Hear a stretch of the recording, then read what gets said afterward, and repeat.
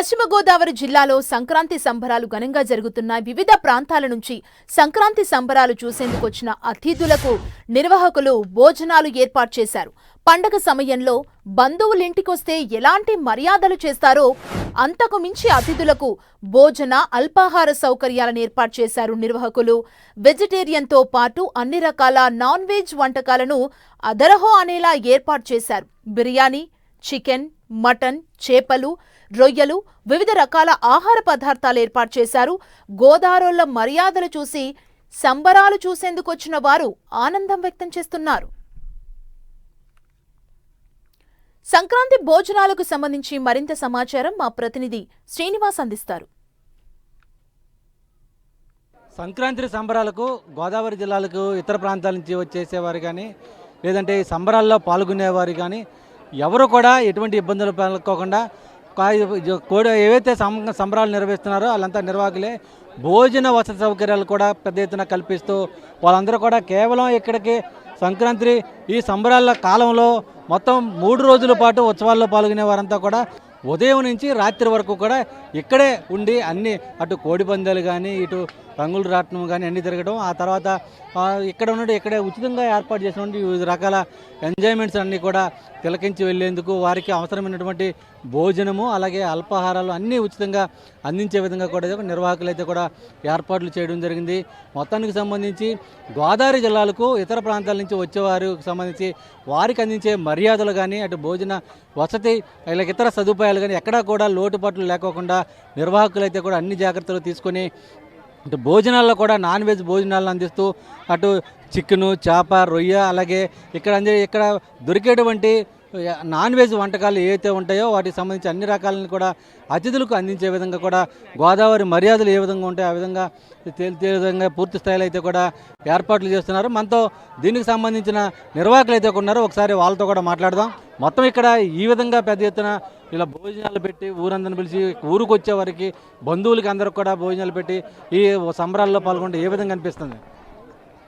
అంటే సంక్రాంతికి 3 రోజులకి సుదూర ప్రాంతాల నుంచి అంటే చుట్టాలు కానీ చూడడానికి రావడం కానీ బంధువులు లేకపోయినా ఇక్కడికి వచ్చి ఎంజాయ్ చేయాలని ఆ టైప్లో వచ్చే వాళ్ళందరూ ఈ 3 రోజులు బాగా వస్తారు.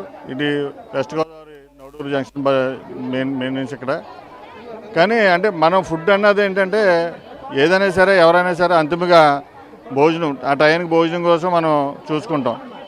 కానీ వచ్చిన వాళ్ళందరికీ మన ఇంటి దగ్గర బంధువులకి అయితే ఎలాగైతే మనం మర్యాదలు చేస్తామో అలాగే చేయాలనే కాన్సెప్ట్లో లాస్ట్ ఇయర్ మొదలుపెట్టాం. దాన్ని కంటిన్యూ చేసుకుంటూ మేము అందరూ కూడా మా 6 ఉన్నాం. 6 కూడా కలిసికట్టుగా చేసుకుంటున్నాం. ఇదంతా బిజినెస్ కింద కాదు. అంటే సంక్రాంతి పందాలంటే బిజినెస్ అంటారు. మేము బిజినెస్ కింద కాకుండా అందరికీ మంచి ఏర్పాట్లు చేయాలి. లేకపోతే ఇంత పెద్ద ఎత్తున అన్నదే మనం లాస్ట్ ఇయర్ సక్సెస్ చేయగలిగాం కాబట్టి ఇప్పుడు కూడా వచ్చారు. కాదు అలాగని మనం మెనూలో కూడా మన ఇంటి దగ్గర బిర్యానీ కానీ చికెన్ కర్రీ కానీ చేపల పులుసు కానీ నెత్తల్లో వంకాయ అలా మెనూ మారుతూ ఉంటుంది. తర్వాత బంగాళదుంప కుర్మా కానీ పప్పు టమాటా కానీ సాంబార్ కానీ పెరుగు కానీ అలా విందు భోజనం కింద పెట్టడం జరుగుతుంది. మధ్యాహ్నం స్నాక్స్ స్వీట్స్ ఒక 5-6 రకాల స్వీట్స్, ఆనియన్ పకోడీ, అరిసెలు ఈ టైప్ అన్నీ కూడా ఉచితంగా ఇవ్వడం జరుగుతుంది. టీ అన్నీ కూడా అంటే మన ఇంటి దగ్గర బంధువులు అయితే ఎలా చూసుకుంటాం, ఎంతమంది ఎన్ని వేల మంది వచ్చినా మన బంధువుల కింద భావించి మనం ఏర్పాటు చేయడం జరిగింది. భోజనాలు చేస్తున్నటువంటి వారిని కూడా అడుగుదాం.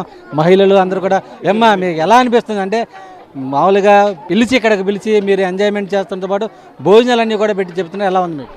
చాలా హ్యాపీగా ఉందండి. ఇది ఫస్ట్ టైం అండి మేము రావడం. మా వదినాల ఊరండి, ఇది తీసుకొచ్చారనమాట ఇక్కడికి. ఎలా అనిపిస్తుంది మీకు? ఏ ఊరు నుంచి వచ్చారు మీరు? ఇక్కడికి పాలూరు నుంచి వచ్చామండి. చాలా హ్యాపీగా ఉందండి. మేము పెనుగొండ నుంచి వచ్చాము.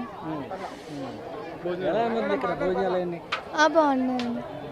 ఈ ప్రాంతానికి వచ్చేటువంటి వారికి ఎటువంటి ఇబ్బందులు తలెత్తుకోకుండా వారికి అన్ని రకాల సౌకర్యాలు కల్పించాలని చెప్పి ఒకటే ఒక ధ్యేయంతో ప్రతి ఎత్తున ఏర్పాట్లు చేసినట్లు కూడా నిర్వాహకులు చెబుతున్నారు. మరోవైపు సంక్రాంతి అంటే గోదావరి జిల్లాలకే రావాలి అనే విధంగా అంటే ఈ ఉత్సవాల సందర్భంలోనే ఇతర ప్రాంతాల నుంచి వచ్చిన వారు ఎక్కడన్నా బయట భోజనం చేయాలన్నా లేకపోతే ఉదయం అల్పాహారం చేయాలన్నా కూడా పెద్ద మొత్తంలో డబ్బులు ఖర్చు అవుతున్న నేపథ్యంలో వారందరికీ అటువంటి ఇబ్బందులు తలెత్తకుండా ఉండాలని చెప్పి మొత్తం ఎక్కడైతే పెద్ద ఎత్తున ఉత్సవాల పేరుతో ఇటు నిర్వాహకులు అయితే కూడా ఏర్పాట్లు చేసి కుటుంబ సమేతంగా ఇక్కడికి వచ్చి ఎంజాయ్ చేసి అటు భోజనానికి అలాగే అల్పాహారం కానీ టీ స్నాక్స్కి ఎటువంటి ఇబ్బందులు లేకుండా ఉచితంగా అన్నీ కూడా అందించే విధంగా ఏర్పాట్లు చేయడం పైన కూడా వాళ్ళంతా కూడా హర్షం వ్యక్తం చేస్తున్న పరిస్థితులు అయితే కూడా మొత్తం భీమవరం పరిసర ప్రాంతాల్లో నెలకొని ఉన్నాయి.